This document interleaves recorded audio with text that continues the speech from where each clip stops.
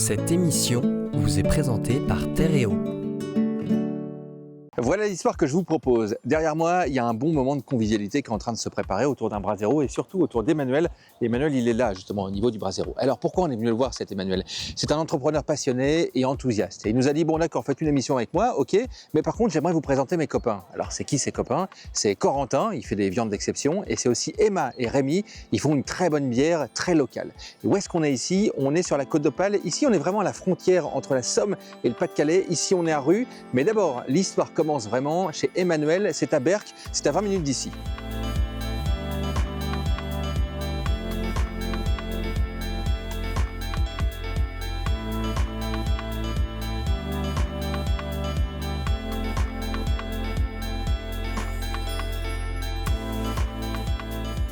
Bon Emmanuel, il va falloir qu'on raconte l'histoire là, parce que moi j'ai promis un Brasero, de la convivialité, surtout qu'on allait bien manger, que ça allait être super. Et puis là on se retrouve dans un environnement, il y a du métal, il y a du bruit, il y a des soudeurs. Enfin, on est où ici? Qu'est-ce qui se passe ici là? Eh ben, on est dans un atelier qui travaille le métal. Okay. Le métal c'est un peu froid, mais vous allez voir avec nous.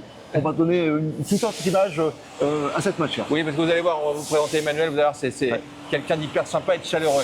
Alors qu'est-ce qu'on fait ici? Alors, il y a du métal évidemment, il y a des presses, il y a des coupes laser, il y a du soudure. Alors ici, on est dans un atelier. Historiquement, qu'est-ce qu'on fait ici? Alors ici, on est dans un atelier qui travaille pour les chasseurs. Pour les chasseurs. Donc le métal pour les chasseurs, Okay. c'est donc du piège, la caisse H1, du mirador et aussi très spécialisé quand même du coup. Du Brasero. Ok, voilà. Ah, du Brasero, on en parlait tout à l'heure.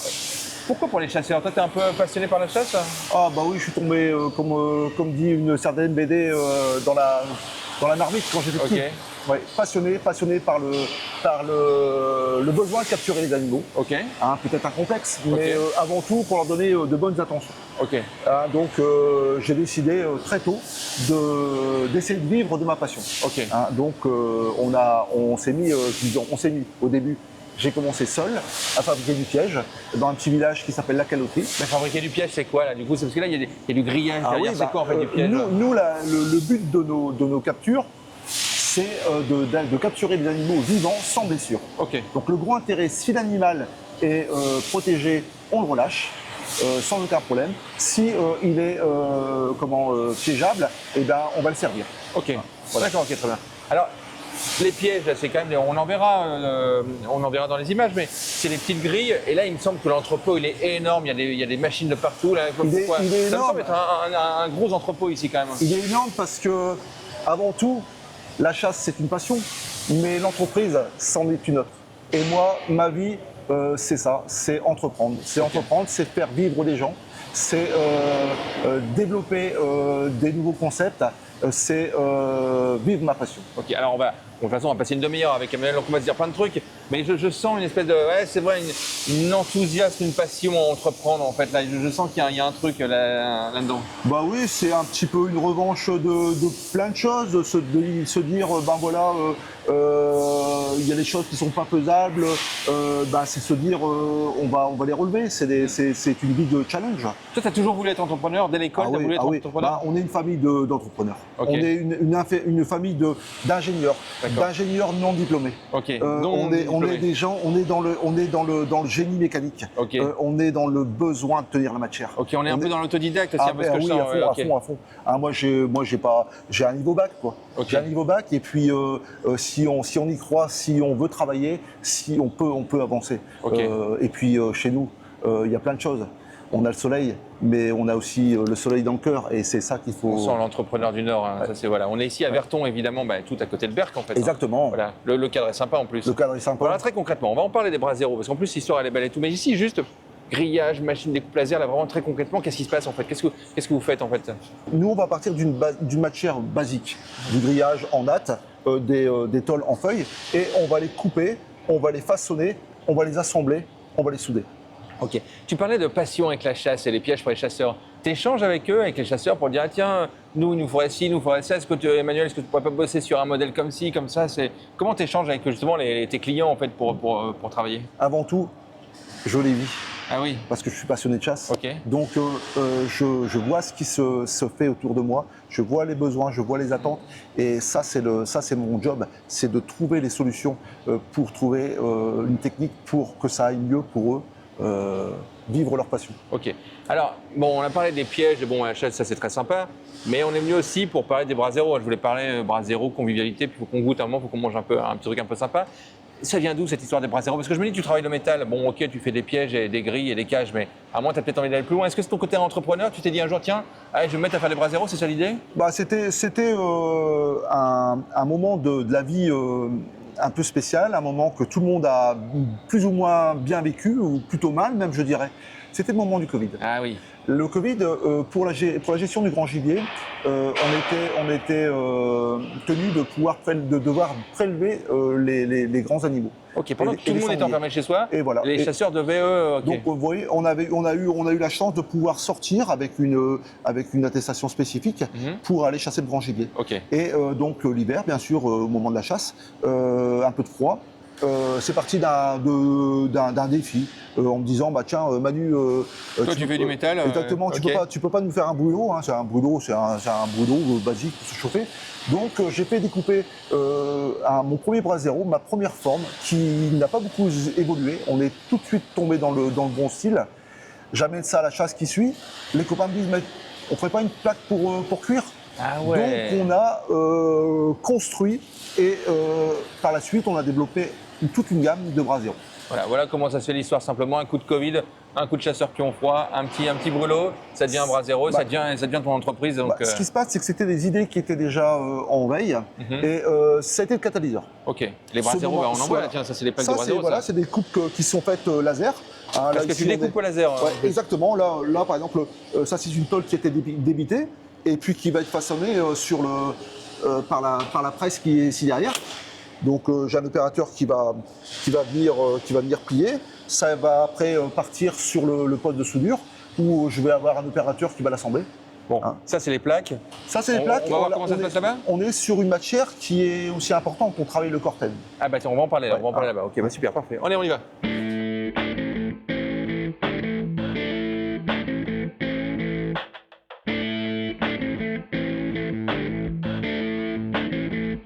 Donc c'est ici qu'on fait les braseros, mais en fait c'est le même atelier en fait. C'est le même atelier, ouais. C'est les mêmes chaînes de fabrication et c'est les mêmes employés en fait. qui Exactement. font, ok. Donc ça c'est pratique de développer ça. Déjà, oui, moi j'ai des gars Ah, qui voilà. sont polyvalents.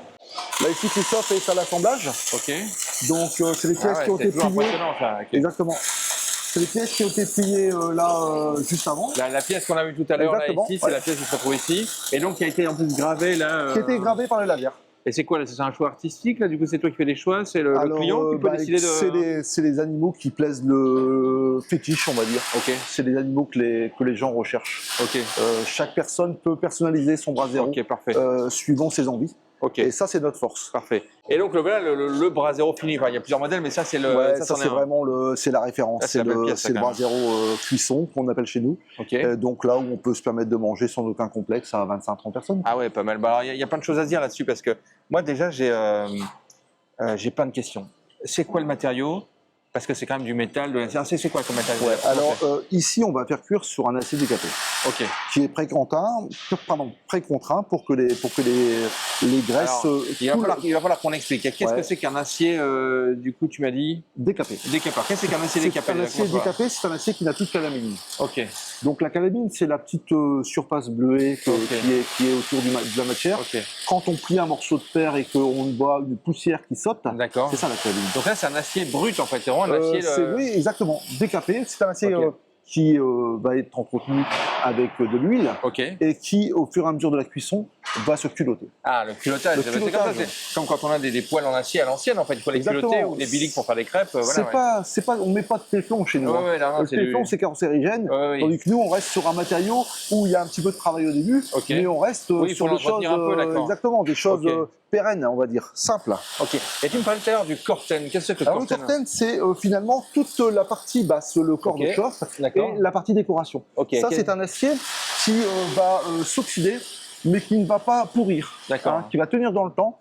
Parce C'est ça, que oui, dans- c'est fait pour être dehors, en fait. Voilà, exactement. Parce que un acier, c'est relatif. Il y a plein de choses qui interviennent dans une conception d'acier. Ok. Et on va avoir des matériaux beaucoup plus nobles. On va avoir un peu de cuivre, on va avoir un peu de tungstène, on va avoir un petit peu de nickel Ok. qui vont être dans la composition de ce matériau-là. D'accord, ok. C'est un matériau qui, à l'origine, a été développé par les pays nordiques. Ok.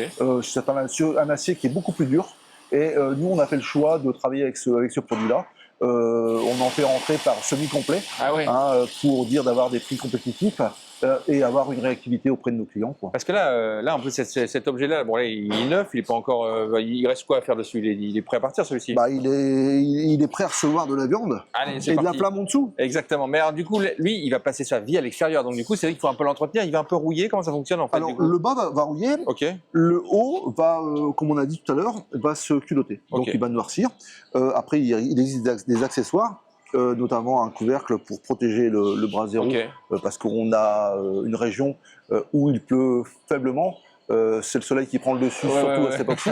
Mais il faut quand même En ce moment, prévoir. il fait beau. En ce moment, il fait beau, on a Ouais. du bol. Il faut prévoir quand même d'investir dans un couvercle. Ok.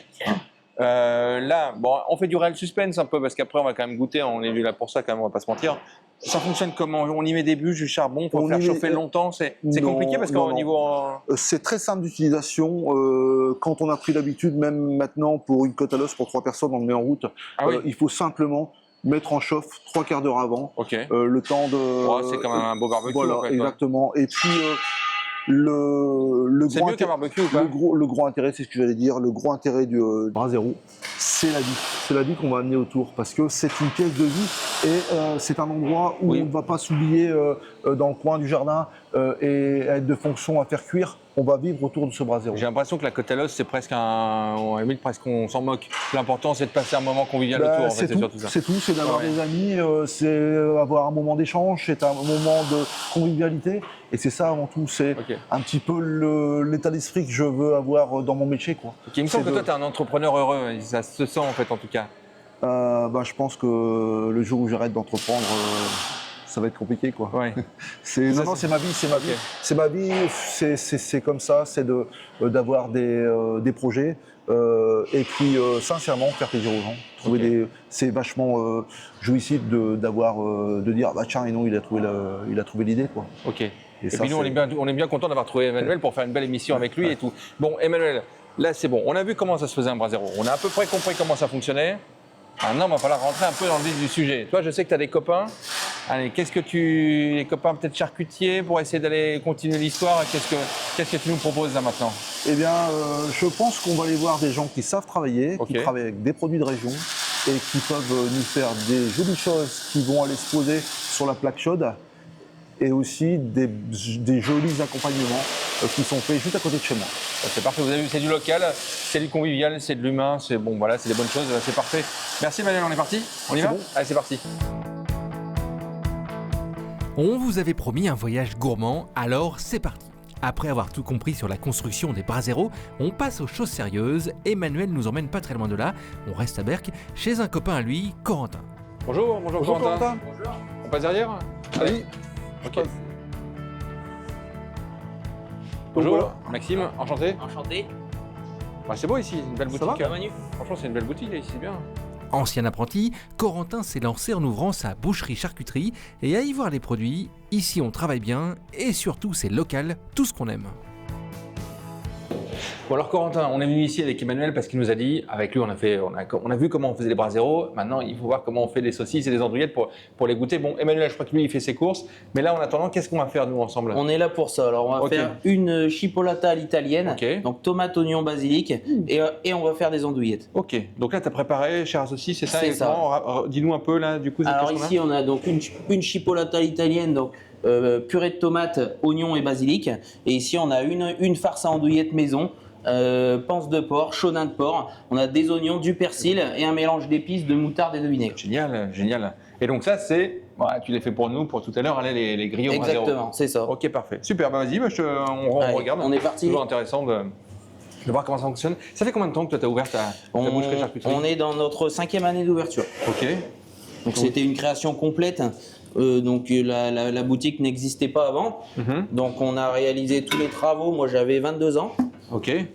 Et voilà, ça fait 5 ans qu'on est ouvert. Donc projet d'entreprise. C'est ça, exactement. Ok. Donc, on a ouvert notre deuxième boutique à Merlimont il y a 1 an aussi. Ah, donc c'est que ça fonctionne, un beau Voilà. projet alors du coup. C'est ça, exactement. Et alors après 5 ans, du coup, ça toujours aussi content du projet? Toujours aussi content du projet. Ok. Et ici tu travailles quoi? Des produits locaux? On travaille avec des produits locaux, on travaille avec un marchand de bêtes qui nous sélectionne toutes nos bêtes sur pied dans les fermes des environs. Mhm. et les cochons des Hauts-de-France, le veau également, la volaille des Hauts-Pays, qui est pas loin de Samé du côté du Irvine. Ok. Alors là, donc du coup ça pousse. Alors là, on a alimenté le poussoir. Ok. Hop, on va Et là, l'alimenter en boyau de mouton. Boyau de mouton. Boyau de D'accord. mouton naturel.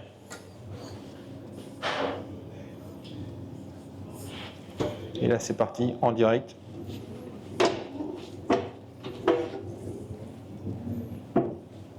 Là, on est, quand on tourne cette émission, on est tout début avril. Là, ça commence la saison de la. Le beau temps est de retour. Le beau temps revient. Oh là là, c'est parti.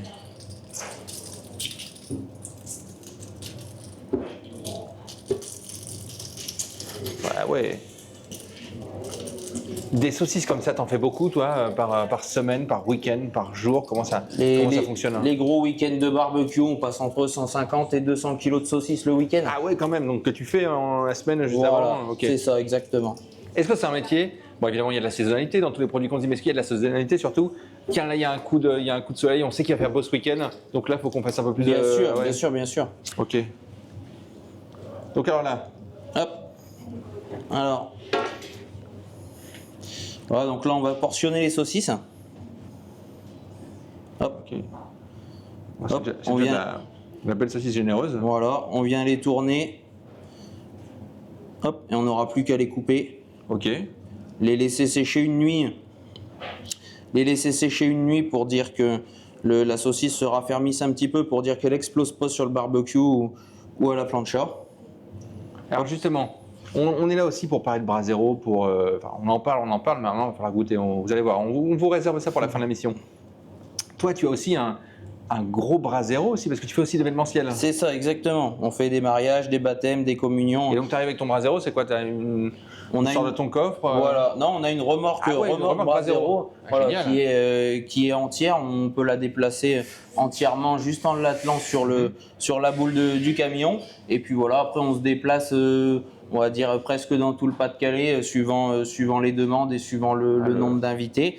Et puis suivant les clients, on peut faire aussi bien des fruits de mer, de la viande, des saucisses, des grillades, Ok. des côtes à l'os, etc. Ok.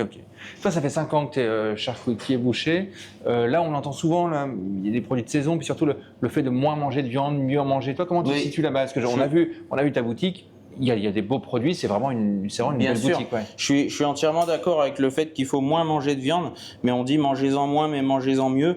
Il vaut mieux privilégier les beaux élevages, puisque la belle viande vient aussi de l'éleveur.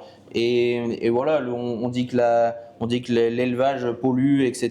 Bon, ben voilà, je pense qu'il faut adopter une politique où il faut manger moins de viande, mais on va faire travailler les petits artisans, les petits fermiers, pour dire que tout le monde puisse y arriver, plutôt que de privilégier les grandes enseignes et puis l'élevage intensif, hein, ou l'élevage qui vient de l'autre bout de la planète. Même s'il y a des très bons produits, on en travaille également dans les 4 coins du monde. Ok. Quels sont les bons produits? Donc toi, tu travailles beaucoup local. Quels sont les bons produits un peu marqueurs de la région de chez nous, ici du Pas-de-Calais, de cette région de Berck, ou même du Pas-de-Calais? Quels sont les bons produits que toi, tu aimes bien travailler ou que tu aimes bien faire? On adore travailler les bœufs de nos régions. On travaille la limousine, de la Salers et de l'Aubrac principalement. Après voilà, ça dépend aussi de ce qu'on arrive à trouver, de ce qui arrive aussi, hein, puisqu'il n'y a pas qu'une question de race, il y a aussi une question d'engraissement, et il nous faut des bêtes bien finies. Donc voilà, mais voilà, disons qu'on a de très bons produits chez nous. Après, produits marqueurs du Pas-de-Calais.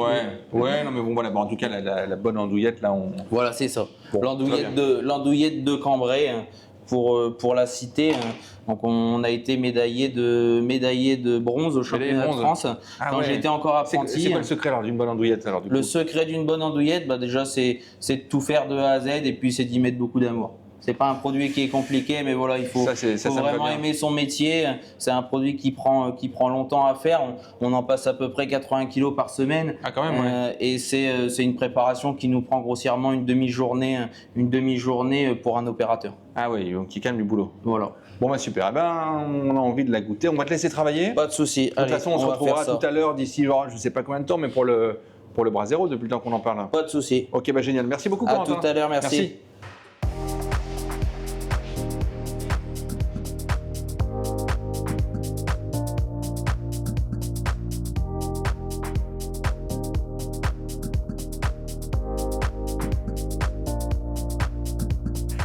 Pour que l'histoire soit complète, il nous fallait passer par la case boisson, et donc Hauts-de-France oblige, de la bière.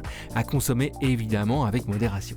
Et Emmanuel nous embarque chez un autre copain lui, ou plutôt un couple de copains, Emma et Rémi. Passionnés par la bière, et après avoir travaillé dans des brasseries de la région, ils se sont lancés il y a à peine un an dans la création de leur propre brasserie. L'ambition est simple, faire de la bonne bière, locale évidemment.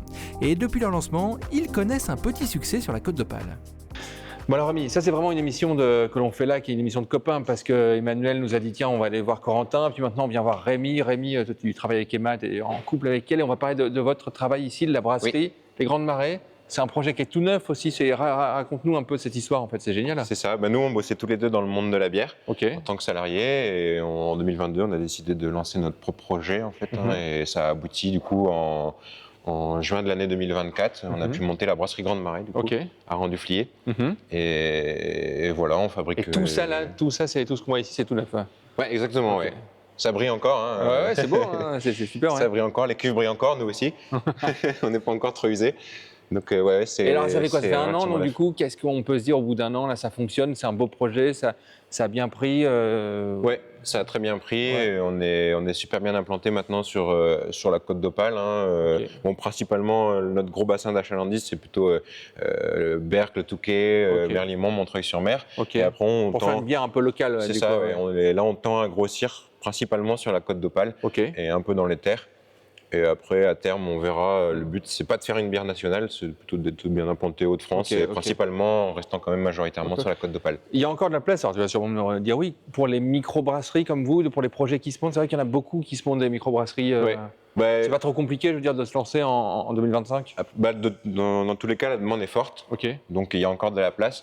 Et après, justement, ici sur la Côte d'Opale, il n'y a pas tant de brasseries que ça. Par exemple, si on voit dans la région lilloise, là, c'est peut-être un peu plus compliqué de s'installer parce qu'il y a énormément de brasseries artisanales. Bon, après, la demande est forte là-bas.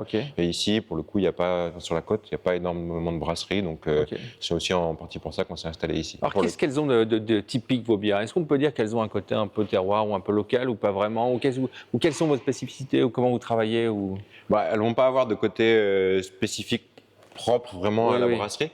Mais après, nous, dans l'ensemble, notre but, c'est de faire vraiment des produits qui sont équilibrés et au niveau du degré d'alcool, pas les monter trop hautes. En fait. Le but, c'est de faire des bières qui ont du goût sans qu'elles soient trop fortes. En fait. Ok, d'accord. Parce que trop d'alcool, peut-être les gens aiment moins quand c'est trop alcoolisé ou... Ouais, il y a différents consommateurs, mais après, en fait, nous, notre but, c'était justement de faire des bières qui ont le goût du style de bière, de chaque bière, on va dire, qu'on fait, mais sans avoir un degré d'alcool trop fort, en fait. Est-ce qu'il y a de la saisonnalité dans la bière, ou c'est de la bière qu'on peut faire toute l'année, mais est-ce que il y a de la saisonnalité ici, puisque peut-être, justement, comme vous êtes en bord de plage, est-ce que c'est peut-être plus ça? On est tout début avril quand on tourne cette émission, est-ce que c'est plus un moment où on consomme de la bière, c'est un produit de base quand même avec une saisonnalité importante. Forcément, on consomme plus de bière quand c'est les beaux jours, on va dire de mai à septembre s'il fait beau. Et ici sur la côte, c'est encore la saisonnalité est encore renforcée du fait que les gens viennent pour les beaux jours en fait. Donc la population triple voire quintuple l'été, donc forcément on est impacté par la saisonnalité ici. Ok. Alors tout se passe ici. Donc alors, on va pas expliquer parce que comment on fait de la bière précisément. Il y a plein d'émissions sur weo.fr sur comment on a fait. On a déjà fait plein d'émissions. Mais donc on brasse ici, on embouteille là. Combien de temps ça prend pour faire une bière? Explique-nous juste les grandes étapes et surtout à partir de combien de temps on peut la déguster. Ça prend combien de temps tout ça? Nous on va une journée typique d'un brasseur ici. Ça va dépendre en fait. Il va y avoir les journées de brassage où du coup, sur une journée, on va entre guillemets faire un autre mélange, donc de céréales, d'eau, de houblon, grossièrement chauffer tout ça. Et ça va nous prendre une journée. Après, elles vont dans les cuves de fermentation, elles vont y rester pendant, on va dire grossièrement 3 semaines, 1 mois. Et une fois qu'elles ont fermenté et été conservées au frais pendant 3 semaines, là, on va pouvoir les conditionner. C'est pareil là sur une journée en fait. Donc après, c'est un roulement à trouver sur la production en fonction de nos stocks aussi, de savoir quelle bière on va produire, quand on va la produire, combien de temps elle va rester en cuve et quand on va la conditionner aussi. Bon, on a parlé de la bière, on a parlé de la boucherie, des andouillettes tout à l'heure, on a parlé des brasseros. Là, je pense qu'on a à peu près le schéma est en train de se dessiner pour qu'un moment, enfin, on y arrive. Il va falloir goûter un peu tout ça et il va falloir passer aux choses sérieuses. Merci beaucoup Rémi. Merci à toi. On va se retrouver. Merci.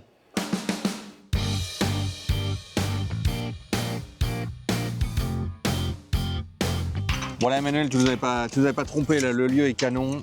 Le Brasero là, il est super. Il y a les andouillettes de Corentin. On boira un petit coup de bière avec modération de Emma et Rémi. Merci beaucoup Emmanuel. Ça se termine toujours un peu comme ça quand on fait des virées avec toi? Bah, on a toujours eu un état d'esprit à savoir recevoir. Ok, j'ai l'impression que c'est sacré. J'ai l'impression que c'est comme ça avec Emmanuel. La convivialité et puis montrer les beaux produits de notre région, quoi, avec des gens qui savent les travailler. Bon bah super, mais en tout cas c'est bons produits de la région et les gens qui savent travailler, moi je vous laisse en profiter. Et ben vous savez comment ça se passe, ça se retrouve sur weo.fr, toutes les infos sur weo.fr et pour revoir l'émission. Et à très bientôt.